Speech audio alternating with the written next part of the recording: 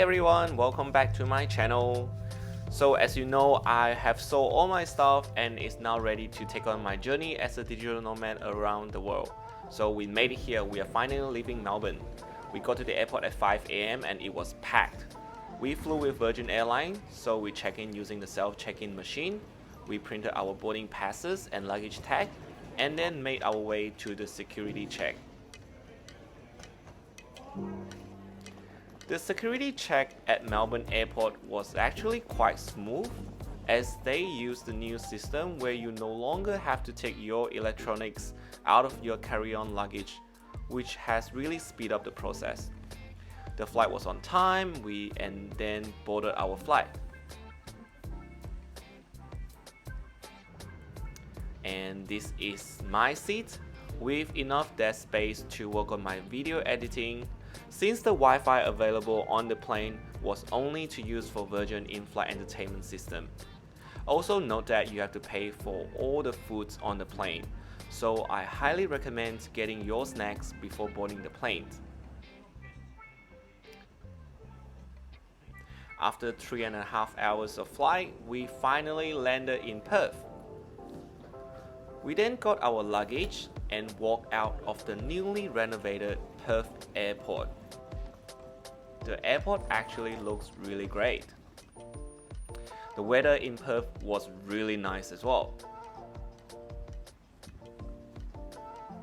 We're actually staying here in Perth for 1 week to visit friends, and this will be our last pit stop before leaving Australia.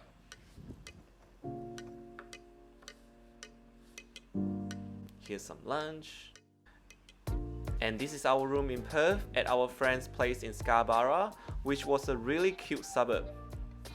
Our friend's place was near the beach, so in the afternoon, we went for a run along the beach.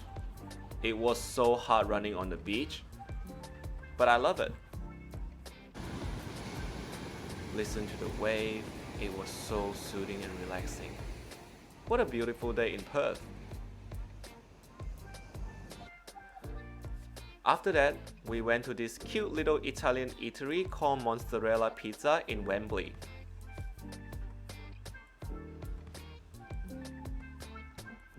The highlight for me was definitely this handmade pasta covered in truffle mushroom sauce, which was to die for, and I can easily eat 2 plates of it.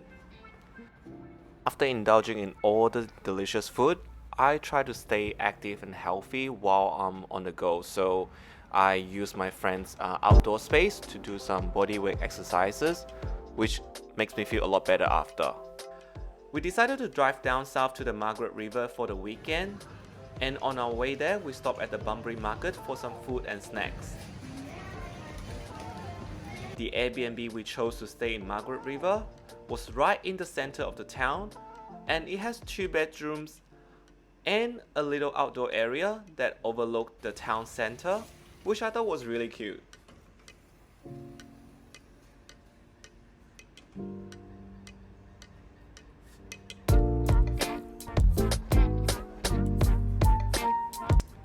For dinner, we chose this place called the Miki's Open Kitchen, which we have to book weeks in advance as it is so popular.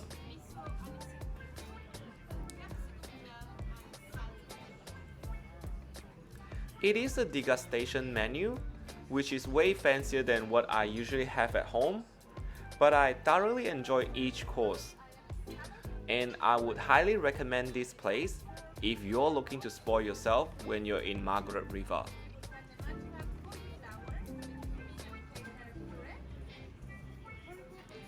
And I noticed that the chef working there is actually Japanese as well. Oh. Look at the food. And for breakfast, we went to Margaret River Bakery, which has some of the most delicious pastry I've had. Look at these. Don't they just look amazing? We then got some coffee and went for a bit of stroll. Margaret River actually reminds me a lot of the country's towns in Victoria. It was such a lovely walk, The weather was chilly, which I'll surely miss when I go to Southeast Asia. Look how peaceful it is on the lake.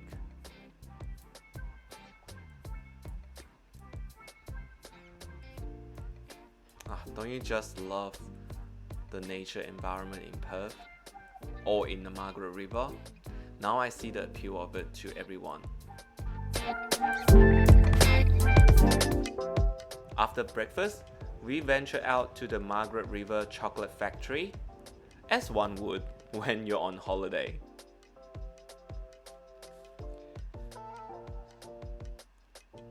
As you step inside, you realize how massive the space is, and it's filled with all types of chocolates you can imagine.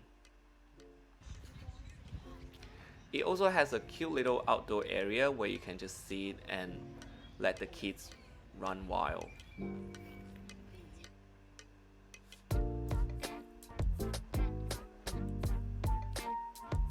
Here's some scenery shots along the way. After the chocolate factory,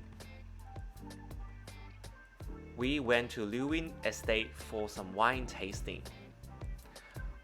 I think the estate is so beautiful and is so suitable for a wedding.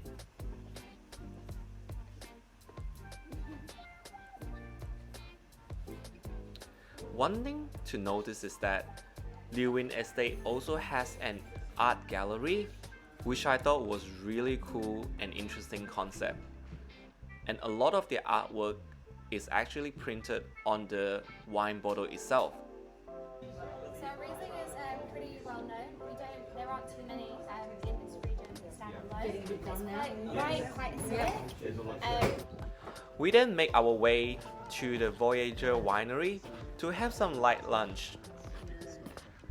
As we step into the winery, we saw that there was some really nice garden that we just have a little walk on. We stepped inside and we saw this beautiful open area where people have some wine tasting there. We decided to have lunch outdoor since the weather was nice, and oh my god, the Chardonnay was probably one of the best tasting one I've had. And after all the indulgence, we drove to Surfers Point to get some fresh air and take in all this beautiful open ocean WA has to offer.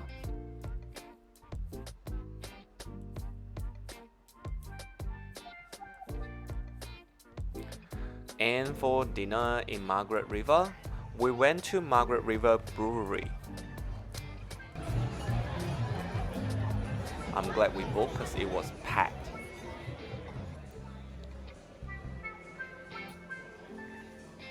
We had the beer tasting flight, and my personal favorite is definitely their ginger beer. I highly recommend it. It was so refreshing. And the food was really good too. And then after dinner, we just stay in and watch some movie. The following day, we check out the town a little. We went to a local sweet shops to get some chocolates.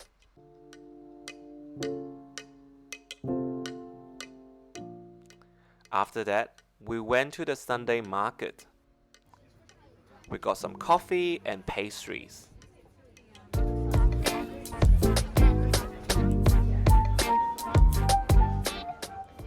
We also stopped along the way to check out some cute chocolate stores.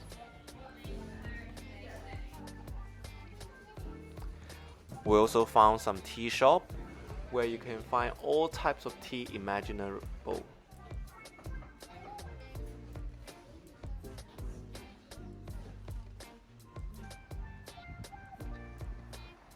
We then stopped by at another bakery to pick up more pastries to bring back to Perth.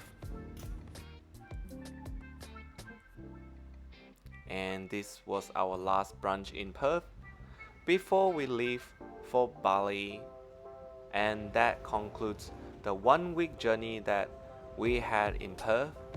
And it was such a great time with this group of friends. But now we're ready for Perth. Sorry, I mean Bali.